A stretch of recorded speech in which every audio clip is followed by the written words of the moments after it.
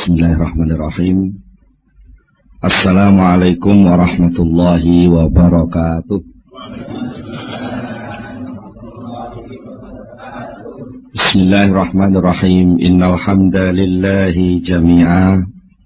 Wassalatu wassalamu ala sayyidina Muhammadin asyrafil khalqi jam'a. Wa ala alihi wa ashabihi alladhina nalu as-sa'adatal haqiqiyata fid dunya wal uqbah.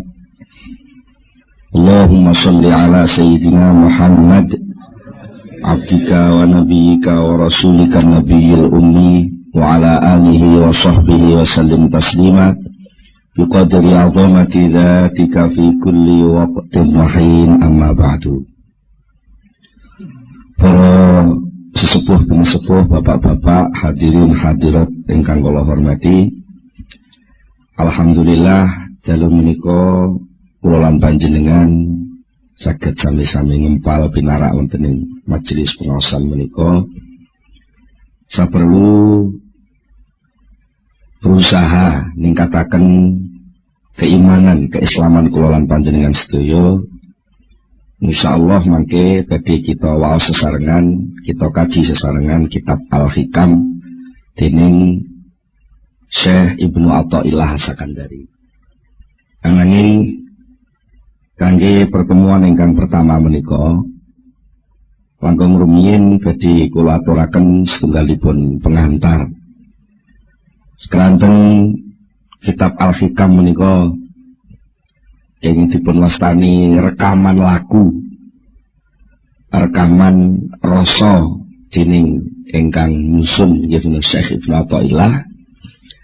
Mila sampun sakpasipun menawi saderengipun perlu wonten setunggalipun pengantar supados mangke menawi sampun dumugi lumebet wonten ing pembahasan kitab Al-Hikam mangke insyaallah boten kedadosan tumpang suh pemahaman kula panjenengan sedaya.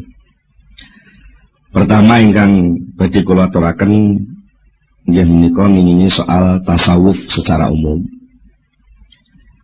Inggih menika tasawuf ingkang dipun lampahaken dening para ulama salaf. Menika akhir-akhir kathah ingkang mempertanyakan sakjane tasawuf iku sumbere kok sangka Islam apa ora.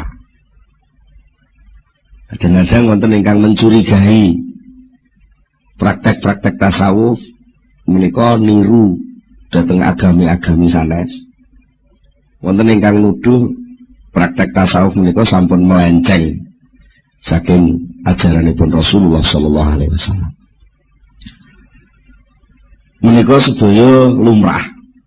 Jalaran barang niku lek edi, barang niku lek apik, niku mesti akeh sing imitasi. Jadi kan kudu enten merek napa ngoten nggih. Sing terkenal ngoten gudang garam kok. Lha ngoten niku ditiru bungkuse mangke niru ben kaya gudang garam. Mungkin enten merek napa mesti enten sing niru lah.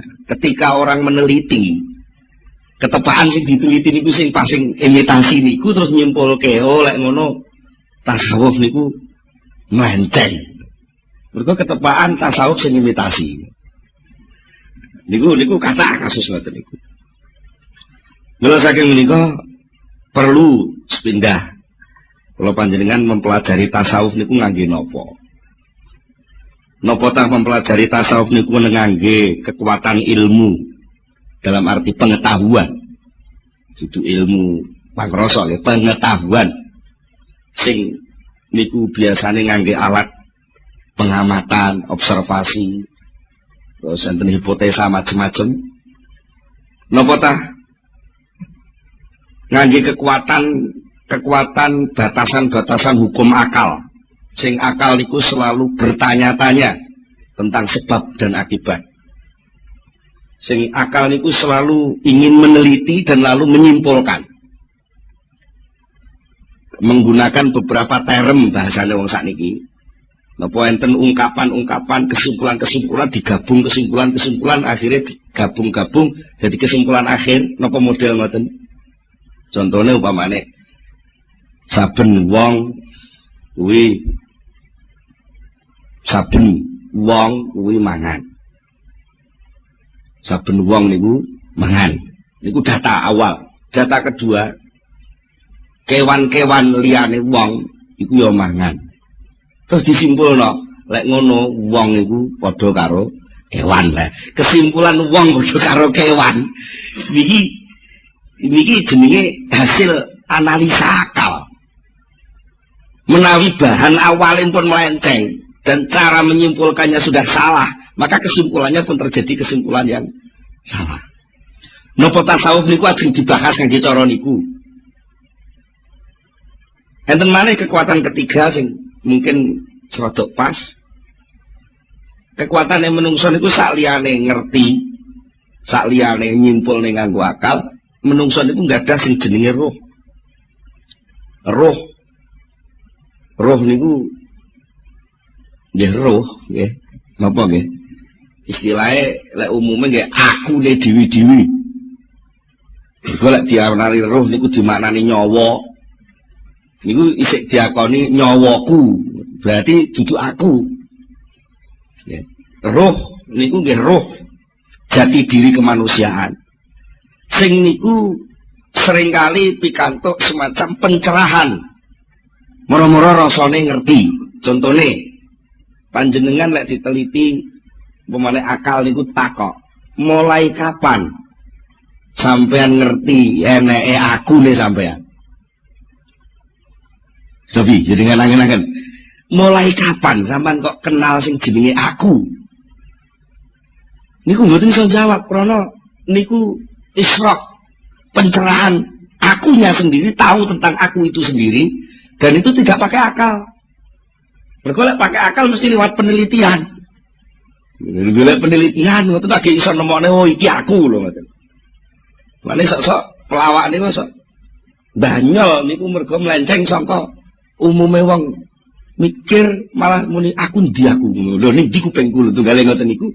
Niku krana niku sesuatu sing pun israr sing pun jelas ora usah digoleki wis enek. Aku niku lah. Niku sing nampa pengertian tentang onoe aku niku wau jenenge roh. Prosesnya pakai israr utawi ilham. Saterusipun menawi kalau wau sampun kita bicara ini masalah ilmu dalam arti pengetahuan, jenis ilmu sudu ilmu jurus, sudu ilmu 8 dewa, jenis ilmu niku maksudnya ilmu niku pengetahuan, tahu. Menawi kula panjenengan sedaya pengen nglebeti ilmu tasawuf dalam arti tanda kutip alam tasawuf itu sendiri menggunakan ilmu atau menggunakan pengetahuan, maka yang namanya pengamatan tahu itu sendiri, tahu itu hanya bisa mengamati kulit dan penampilan bentuk saja.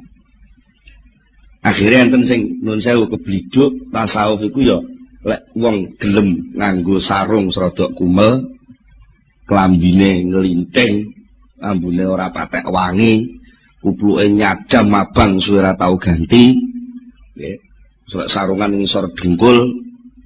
Niku jenenge bentuk penampilan lahir. Terus niku diartek ya iku tasawuf mesti kebujuk. Ya niku, tasawuf niku duduk niku. Tasawuf niku duduk wong sing nganggo sarung sing elek-elek terus moh numpak sepeda motor mlaku terus.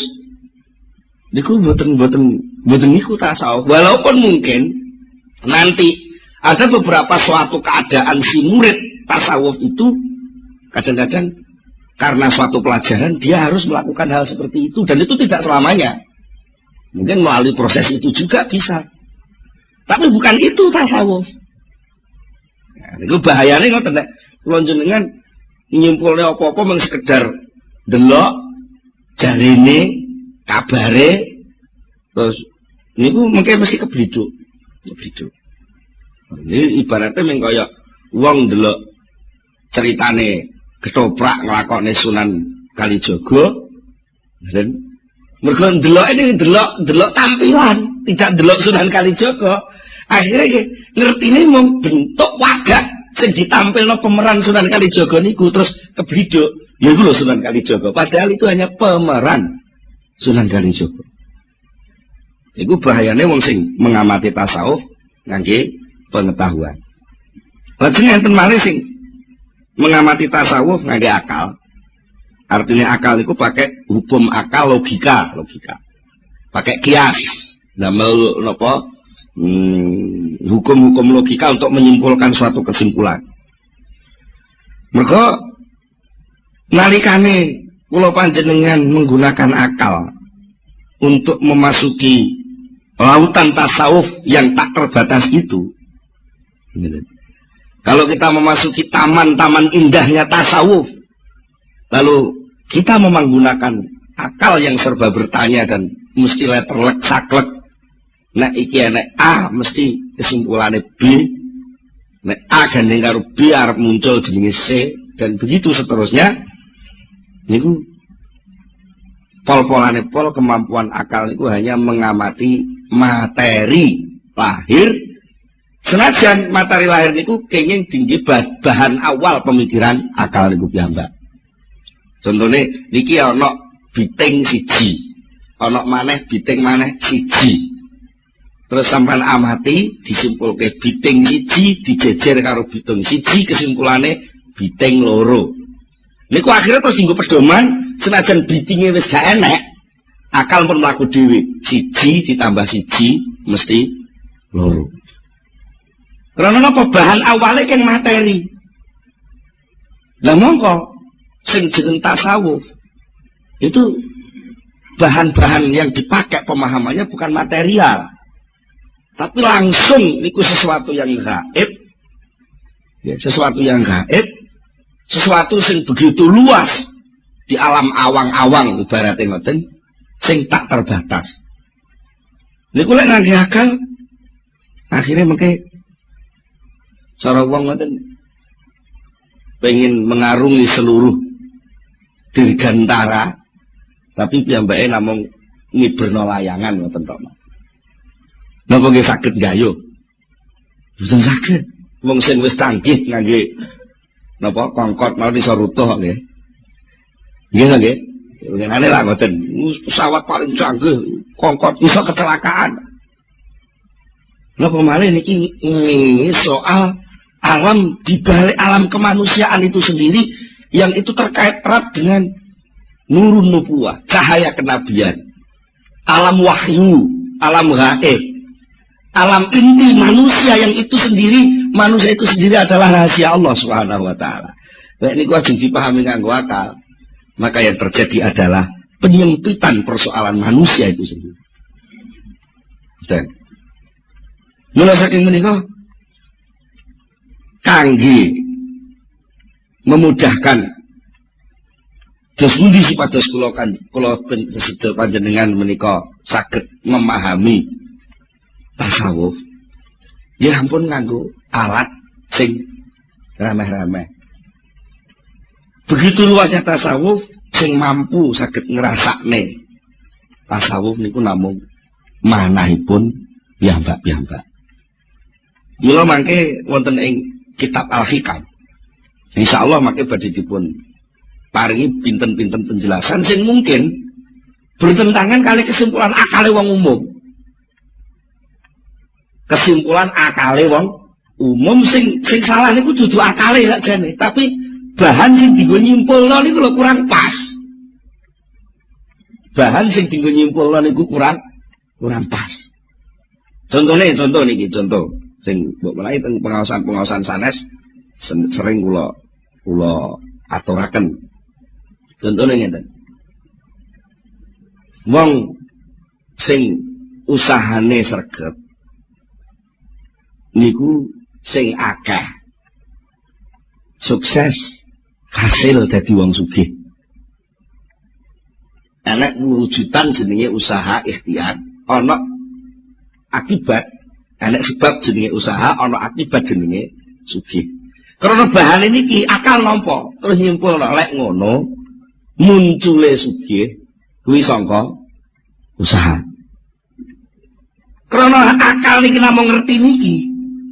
Akhirnya sampai teng putih-putih niku akal niku terus berperan lan ngampanyekno suasana niki.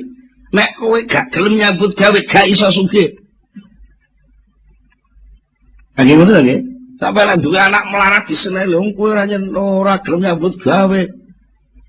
Nah, niki pun mboten pas. Sing hubungannya kali soal tasawuf. Kenapa? Soalnya tasawuf itu berawal saking pemahaman iman. Sementara iman jelas rukunnya wonten 6 termasuk sing terakhir niku wabil qadri khairihi wa syarrihi minallah. Ketentuan seluruh kehidupan ini ditentukan oleh Allah Subhanahu wa taala. Sementara pekerjaan, usaha, ikhtiar, ngamal, ibadah itu adalah perintah. Nah, niki sing kadang-kadang karena awalnya pun mukadimah pun keliru. Antarane nyambut gawe karo sukses niku dianggap saling berakibat. Niki rancu tadi. Terus pundi? Akal iman mengatakan bahwa soal sukses tidak sukses, tekane rezeki niku pandum peparing saking Allah. Titik. Niki bahan awal. Bahan kedua, pekerjaan, amal, tumindak, ikhtiar, ibadah, tumindak ibadah niku perintah. Jadi munculnya benten-benten, munculnya pandum niku saking takdir, munculnya tumindak niku saking perintah. Niki dewe-dewe kabele, lek niki disambungno konslet. Nanti kok konslet, orang akan melingkar-lingkar. Akibatnya napa lek wong niku konslet dalam rancuan tatanan iman itu, akhirnya hidupnya hanya melingkar-lingkar dari satu usaha ke usaha yang lain, dari satu usaha ke usaha yang lain, akhirnya pol-polane pol oleh-oleh menamung batas takdir sing diparingi Allah. Mula saking menika nek kula panjenengan nampi nikmat niku jane mboten krana saking usaha. Mboten saking usaha. Soalnya nek endi usaha kok mesti hasil, niku lek ngono ora ana wong gagal. Ya. Secara kenyataan kan pun salah tadi itu. Tapi ternyata akal niku karena kebujuk dening nafsu sing ngoyo pengen ngrebut takdir niku wau. Kadang-kadang kebiduk niku wau melingkar-lingkar dari satu titik kerepotan ke kerepotan yang lain. Terus sementara dia nggak akan dapat rasa tentrem sedikit pun. Mergo napa? Pada hakikatnya nurani, rohani kemanusiaan itu adalah sesuatu yang luas tak terbatas, sementara yang namanya akal itu punya rancangan yang sangat terbatas. Akibatnya malih nalika wong niku nuwun sewu kemelelet. Cara wong Blitar kemelelet, cara wong Jombang kemeletak. Kemeletak.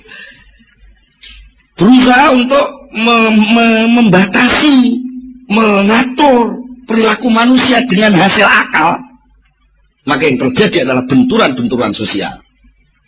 Mereka uang niku enten malah unen-unen cara Blora Jawa Tengah siji silit siji anggit. Angger uang niku duwe pertimbangan sendiri-sendiri. Perilaku orang itu ditentukan oleh kemauannya sendiri-sendiri. Nah, akal itu punya penemuan sendiri-sendiri. Lah kok ada penemuan akal seseorang ingin mengikat orang lain, pasti terjadi kegagalan. Contohnya komunisme gagal. Kapitalisme gagal. Dia nota menungso loh, nggih. Lek tujuane kapitalisme sing ingin menguasai mungkin bisa. Tapi lek ingin menentamkan kehidupan dengan model kapitalisme, sosialisme, itu semua akan gagal. Mergo napa? Manusia itu rahasia Allah. Karena rahasia Allah hanya bisa diselesaikan oleh aturan-aturan Allah itu sendiri. Jadi akal menungso kok ingin berusaha untuk mengikat perilaku manusia, niku jenenge akal sing terbatas ingin ngatur sesuatu yang tak terbatas. Tidak mungkin itu bisa selesai. Nah, terus apa hubungannya soal niki kali tasawuf?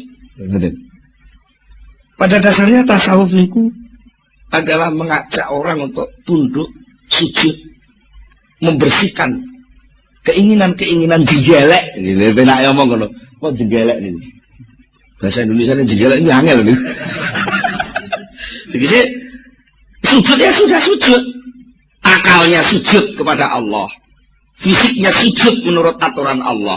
perilakunya sujud menurut syariat Allah. Rohaninya sujud menerima seluruh keberadaan Allah. Ya, niku mboten saged dipahami ngangge akal, mboten saged. Wong akal itu hanya mau bertanya dan dijawab. Akal itu hanya taunya sebab dan akibat. Sementara Allah itu bukan sebab dan Allah bukan akibat, tapi Allah itu pembuat sebab dan pembuat akibat. Lha napa nggih iso? Akal niku ngrasakno teori tasawuf. Wong kadang-kadang kok teori tasawuf. Akal itu kadang-kadang ngrasakno uripe dhewe bingung. Nuwun sewu, niki nuwun sewu. Jenengan kadang-kadang eleh tau ngalami susah ning ora sebabe. Ini sering lagi. Akal niku akal bertanya-tanya itu. Jane ngapa aku kok susah iki ngapa? Duit wis nyekel, bojo nyanding. Bojo wis nyanding, duit wis nyekel, pangkat wis dhuwur.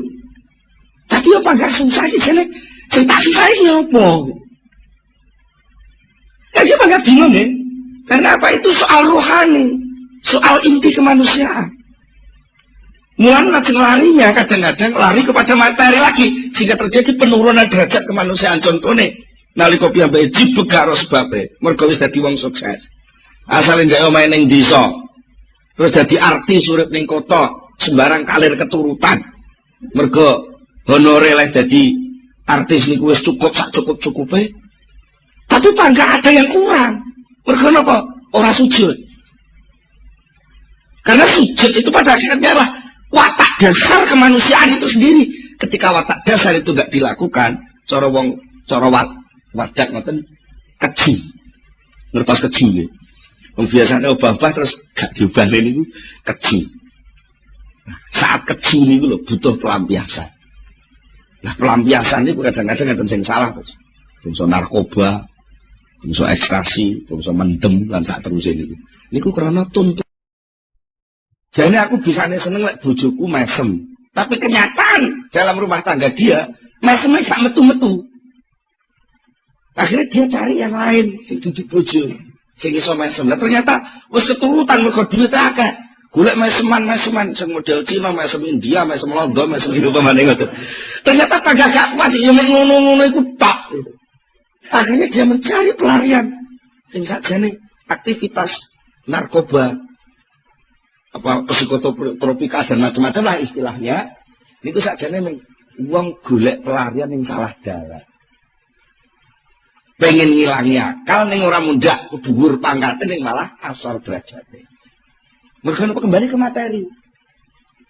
Lah nek ilang akal tapi naik ke wilayah yang lebih tinggi, lah itulah sebenarnya tasawuf. Dadi yo nek penake ngomong, napa tasawuf niku? Tasawuf belajar mendem. Tapi mendem Gusti Allah. Mulane sok-sok gerakane wong tasawuf, lek pas salat niku apa meneh? Pun boten krungu apa-apa persis kaya wong mendem niku. Lha niku saestu. Kula niku gadah tangga. Iki asale tukang mendem. Kula apusi sebeke. Saman mendem niku ben-bengi biayane pinten to, Mas? Ya kathah. Kadang-kadang nggih selangkung ewu mawon kirang. Saman purun kula ajari mendem sing boten usah bondo. Lah kok benten ampun nek sampean gak percaya urung-urung wis napa enten ya aku gak nguruki. Sing penting percaya kula dhisik. Ya ampun, tapi aja niat jajal lho. Aja niat jajal. Manut kula mawon. Saya su. Akhirnya suatu ketika kula jak beliau kula adik kula niku sing kula kengken dialog berjadi kula rada mblonjong ngoten lho. Dadi lek omong-omongan mbok mung sing rada mblonjong-mblonjong ngoten enten korelasine enten kecocokane. Lek langsung teng kula tiange sungkan. Akhirnya kula jak, kula uruki. Coba lah. Sampeyan jane wong mendem niku persoalannya lak sampean jibut to, bojo sampean nyeneni terus, sampean gak nyambut gawe. Sumpek ta sampean nggih. Lah sampean pengen gak sumpek. Ya mlayu aja ning donya. Lah sarane terus pundi? Ayo melu kula. Kula jak teng omah kula. Terus ya biasa tahlil-tahlil sing biasa dilakoni wong NU niku lho. Sing nggih ana niku mboten kula uruki kawitane ya mbake nggih tau teng langgar cilikane kok nggih. tau teng langgar tesih fasih kula jajal niku maca Fatihah nggih sik fasih terus sik fasih kula inget terus soal unen-unen niku sampean manut kula tapi soal jero sampean latihan muni Allah Allah Allah Allah Allah pun kaestu kula gesne lah kula tahlilan mboten 5 100 mboten 200 pokoke putaran tasbih niku entek kula baleni terus sampai kula dhewe gak ngitung. Jadi ku akhirnya piyambake jan gereng-gereng persis kaya wong mendem. Tapi wajahnya jelas. Wajahnya ada semacam pencerahan. Karena napa? Piyambake atine pun dijebol dening nur zikri. Cahaya zikir. Sing nuwun sewu, kadang-kadang zikir itu diselepelekne kali wong-wong.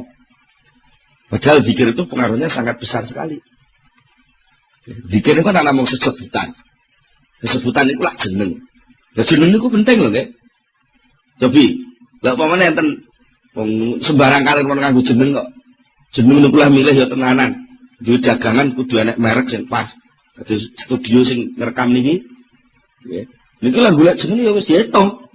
Mboten sembarang ngawut ngoten kok. Pokoke radio jenenge dugel ngono ya ora pantes gitu. Lah itu sudah. Lah ate niki sesebutan. Sebutan unen-unen. Contohnya ya Pak Min. Mboten ngandel. Podo-podo barang gak ngerti sama dereng tahu bukti. Durung tahu roh bukti ini. Liwat teng pinggir desa, ngisor barongan, teng sanding bu. Bareng-bareng bocah akeh ngoten. Terus sing sitok iku nyebut, "Gemek." Terus mung reaksi sing muncul. Keplayu, padahal duwite gak ana. Nek namung sesebutan mon berpengaruh. Lah benten lek liwat isor barongan bareng-bareng wong akeh terus salatullah salamullah ora ana apa-apa. Dan ada reaksi riang. Lah apalagi kalau itu nama Allah. Allah niku penguasa ning penguasa. Allah niku leluhuring luhur. Maha dan maha sembarang maha niku Allah. Kok disebut masuk tenggene nur, tenggene ati. Ini mesti bereaksi. Nah, tasawuf itu sebenarnya ketika belajar berzikir adalah berusaha untuk mengetak zikir itu. Ketika diajari melakukan ibadah sholat, berusaha untuk merasakan sholat itu. Sudah tidak berpikir lagi tentang salah, sah dan tidak sah. Mergo sah dan tidak sahnya harus dipelajari sak durunge. Sama napa tumo nenek wong Allahu Akbar terbuka takrib. Ini Allah Akbar itu sah ora kan mboten. Itu sudah ditinggalkan, bukan gak dinggo. Dinggo tapi wis gak jadi beban. Kalau jadi mau belajar sepeda motor, kalau belajar nyetir, ngene apa ngene biro pengajaran apa belajar nyetir niku. Nalika nyekel setir apa buka teori. Malah nabrak-nabrak. Teorinya sudah ditinggal karena sudah menyatu dengan dirinya. Maka dia sekarang tinggal mencari jalan yang tepat, haluan sing pas, ben gak tabrakan, delok rambu-rambu sing pas, dan berusaha untuk menikmati perjalanan. Nah, tasawuf itu sendiri menyangkut berbagai macam aspek, mulai aspek metodologi, bagaimana caranya bertasawuf, menyangkut soal letak posisi tasawuf itu di mana di tengah-tengah Islam, menyangkut apa tujuan tasawuf, dan seterusnya itu sangat luas sing insyaallah mangke badhe dipun jelasaken wonten ing kitab Al-Hikam mangke pelan-pelan. Tapi sing jelas kula nyuwun dumateng para rawuh lan umum dumateng ingkang mirengaken supados memahami ajaran-ajaran tasawuf itu jangan ditabrakkan lebih dulu dengan kesimpulan-kesimpulan akal secara umum, dileremno dhisik, dirasakno sing tenan. Baru insya Allah niku mengke enten labete, enten pengaruh. Nek urung-urung sing enek kok wis kecurigaan akal. Wah, nggak masuk akal. Memang tasawuf itu bukan urusan akal. Walaupun suatu saat akal tidak mikir, tapi pada level tertentu. Tapi tidak satu-satunya alat untuk memahami tasawuf itu pakai akal itu. Malah seringkali akal itu dianggap wis mungkur. Wis mungkur tegese wis mungkur ya kaya wong belajar nyetir niku wau. Ora kok wis nyetir bareng sok nggawa teori mbok bukai lho mboten malah nabrak-nabrak to nggih.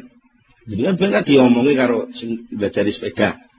Wong sepeda kuwi carane pedale dipancal, setire dicekel, awake nggih ngimbangi. Nalika diomongi ngoten lak dereng nyepeda. Sik diomongi. Ya terus jenengan kok nglakokne sepeda urut kaya lek ngomong niku malah tiba.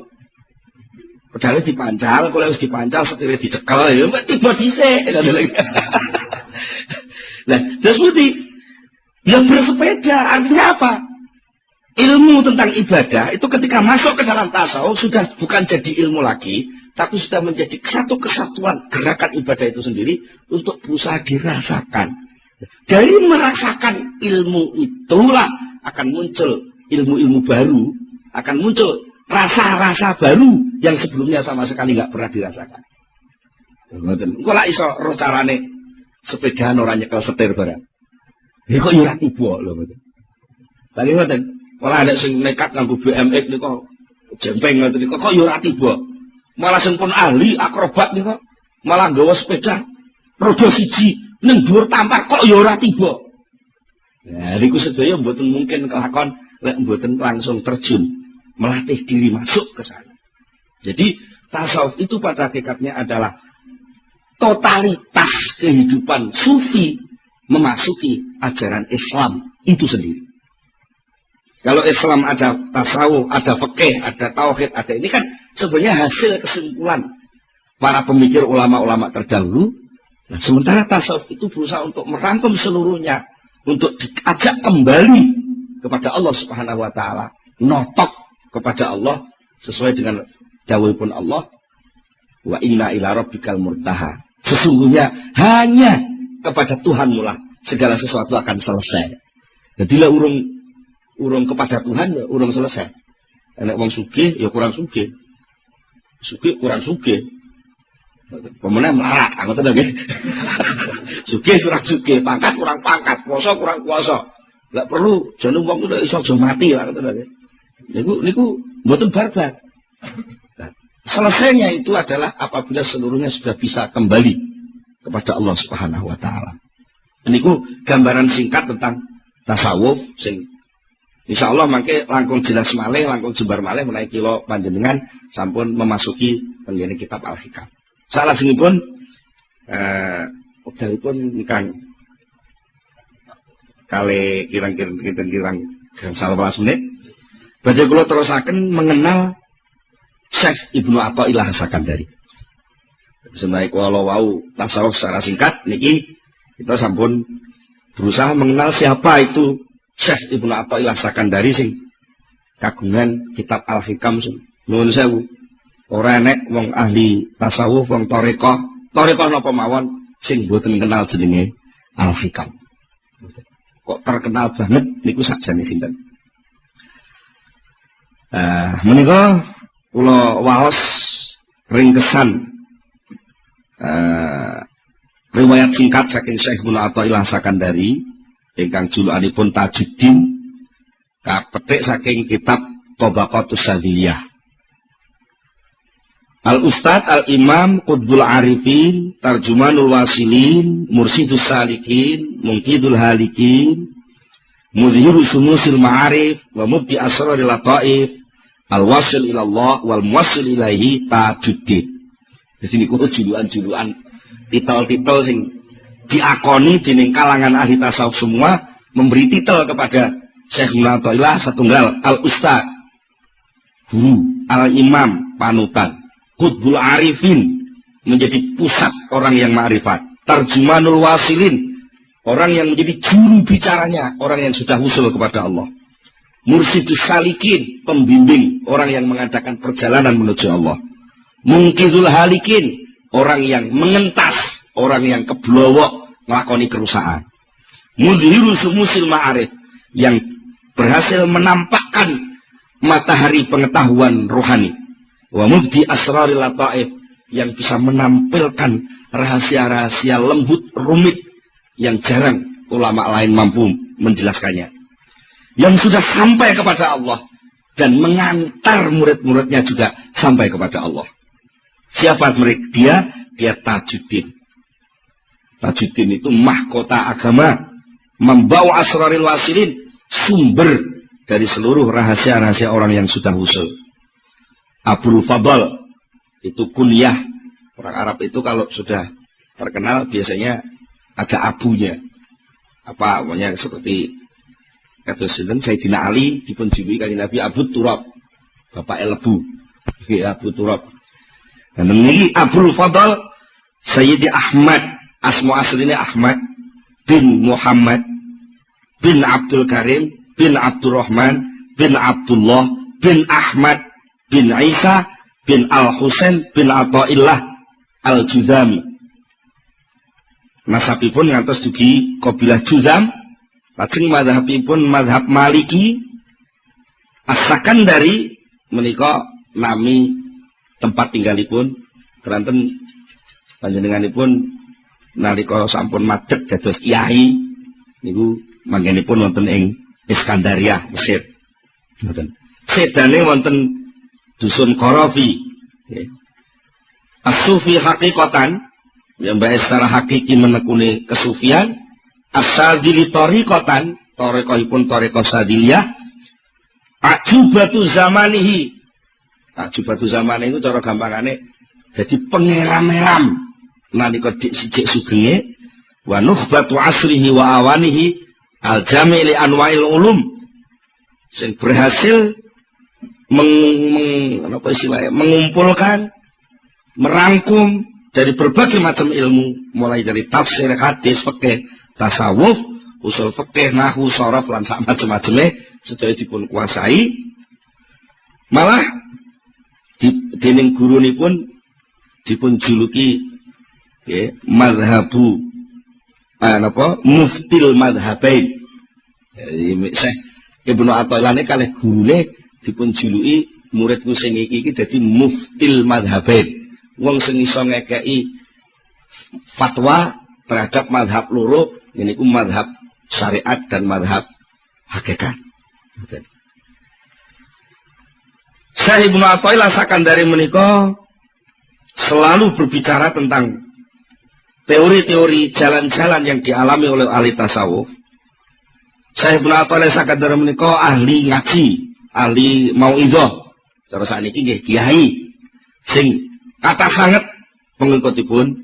Di samping menika panjenenganipun nggih mursyid thariqah Sadiliyah, ngantos gurunipun Syekh Abil Abbas Al-Marsi. Syekh Abil Abbas Al-Marsi menika penggantosipun Syekh Abil Hasan As-Sadili. Dados Syekh Ibnu Athaillah Sakandari menika putu murid saking Syekh Abil Hasan As-Sadili. Secara singkat bagi kula aturaken riwayatipun dos pundi seorang Syekh Ibnu Athaillah kok sampai punya wawasan ketinggalan kitab sing pun berabad-abad. Ngantos sak menika tesih dikagumi tiyang kathah.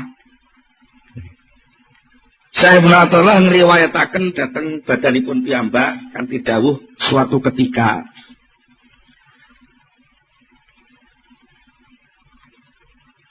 Syekh Ibnu Athaillah menika nggadahi semacam napa nggih persoalan konflik antawisipun Syekh Ibnu Athaillah kalih murid-muridipun Abil Abbas Al-Marsi. Dadi nalika semanten Syekh Ibnu Athaillah mun dadi kiai. Tapi dereng melok tarekah penak omong ngoten. Cek kiai syariat dereng melok tarekah. Lajeng suatu ketika piyambake niku semacam nggadah ingkar dhateng praktek-praktek tasawufipun Syekh Abil Abbas Al-Marsi sing dipraktekne murid-muridipun. Jarat mukhasamatun baini wa baina ahad di ashabi Sayyidi Abil Abbas Al-Marsi qabla suhbatilahu. Terjadilah perselisihan pendapat antara kula kalih salah setunggale murid Syekh Abil Abbas Al-Marsi saderenge kula berguru dhateng Syekh Abil Abbas Al-Marsi. Akhiripun suatu ketika mentok muridipun mboten saged jawab dhateng Syekh Ibnu Athaillah. Terus muridé ngeten, sampean mboten usah maido kula. Kula niki murid. Lah kula niki duwe guru sing penak kapan-kapan anu jenengan derek ngaos teng pengaosane guru kula. Ya ngoten, derek ngaos teng pengaosane guru kula. Akhiripun dipun angen-angen kalih Syekhul Athaillah. Kuntu fi nafsi, aku ngomong ning atiku dhewe, ya bener pancen ya ngono. Ngoten niku teng jero ati. Wes lek ngono, daripada aku bantah-bantahan maido-maido perkara sing aku dhewe urung ro datane, jare aku iki kiai ngalim ngomongno perkara sing urung jelas. Tak memperjelas persoalan. Cara sakniki tabayun. Nggih. Memperjelas perkara aku tak melok ngaji rono. Ngoten. Lek pancen kiai kuwi bener-bener hak apa sing didhawuhne mesti karo Allah taala dimunculne tanda-tanda kebenarane. Akhirnya saestu jeneng Syekh Ibnu Athaillah sowan. Mboten sowan nggih melok ngaji ngoten mawon. Pas pengajiane Syekh sinten Abil Abbas Al-Marsi kalau wau. Lajeng ngiten. Syekh Abil Abbas Al-Marsi niku nalika niku pas nerangne tingkat-tingkat pesulukan. Ngeten pas nerangne ngoten niku Syekh Abil Abbas Al-Marsi napa nggih nerangne niku sampai panjang lebar pun sampai napa nggih cara anu dipahami wong biasa angel. Mergo diantarane sing didhawuhne ngeten, diantarane niku Syekh Abil Abbas Al-Marsi niku berbicara tentang anfas, tentang kehidupan, kedirian seseorang. Nerangaken derajat-derajat suluk dumateng Allah. Nerangaken tentang pengetahuan-pengetahuan, pengalaman-pengalaman sing dilakoni wong suluk. Nerangaken tingkat kedekatane wong suluk dumateng Allah, macem-maceme wong suluk. Sampai panjenenganipun dawuh sing pertama Islam. Niku jenenge darajatul inqiyad, derajat tunduk dumateng Allah. Terus taat, terus nglakoni syariat. Sing nomor loro iman, yaiku diarani maqam ma'rifat, mengenal hakikat syarak dengan mengerti keharusan-keharusan hamba. Niku lek wong pun tingkat iman. Lajeng sing nomor 3 ihsan. Niku suasana orang membuktikan kehadiran Allah Subhanahu wa taala dalam hatinya. Dengan istilah lain, terus saya Abil Abbas, istilah lain kamu bisa berkata, yang pertama Islam itu namanya ibadah, yang kedua iman itu namanya ubudiyah, yang ketiga ihsan itu abudah. Diterangke malih, istilah-istilah sampai pinten-pinten istilah. Sing cara wong ngaji sampai blengek. Pinten-pinten istilah. Akhirnya kesimpulanipun Syekh Ibnu Athaillah sing asale jane pun rada suudon dhisik niku wau. Piyambake terus yakin. Akhirnya kula yakin terus Syekh Ibnu Athaillah bahwa Abil Abbas Al-Marsi ini dapatnya ilmu tidak sekedar dari kitab, tapi langsung dia dapat loberan lautnya ilmu Allah. Nek teko kitab ae aku wis kenal kok wong aku jago kitab ibaratnya cara sakniki ngoten. Aku tukang maca kitab wong aku wis kiai. Ya tapi ki ana ukapan-ukapan ukara-ukara sing secara apapun gak kena dibantah, tapi ora ana di kitab. Mesti saka pangeran. Akhirnya dengan begitu sahabatipun ngaos Syekh Ibnu Athaillah terus ilang suudone teng Abil Abbas malah sing enten rasa tresna lan demen. Sing tekane niku dadak. Ngoten tekane dadak. Bangsa wangsulkeun pengajian dia tidak mampu untuk masuk ke rumah. Kaya-kaya niku ndelok omah niku wis mboten iso. Pokoke kaya-kaya piyambake mlebu omah niku wis ora doyan lah ben apa. Ketolak atine nolak mau mlebu omah. Terus enten rasa-rasa sing aneh. Sing sakjane apa to rasa? Niku mboten ngerti. Gitu piyambake niku mboten ngerti. Terus piyambake nyepi delok langit.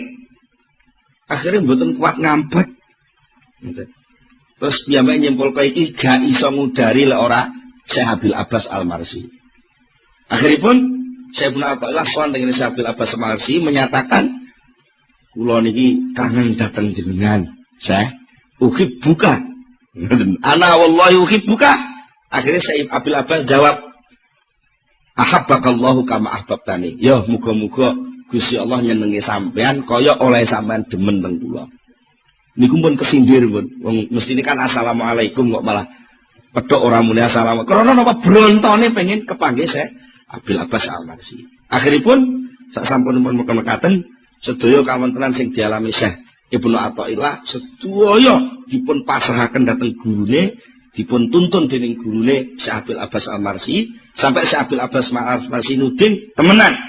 Lek bocah nom sing wis pinter dadi kiai iki kok manut aku tenan tekun.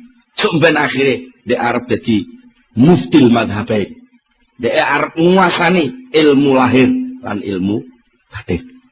Nikulah Syekh Ibnu Athaillah sing insyaallah mangke kitabipun Al-Hikam badhe kita pelajari sesarengan wonten ing pertemuan-pertemuan ingkang badhe dateng. Kula dinten cekap semanten rumiyin, monggo kita tutup pengaosan menika kanthi sesarengan maos Al-Fatihah.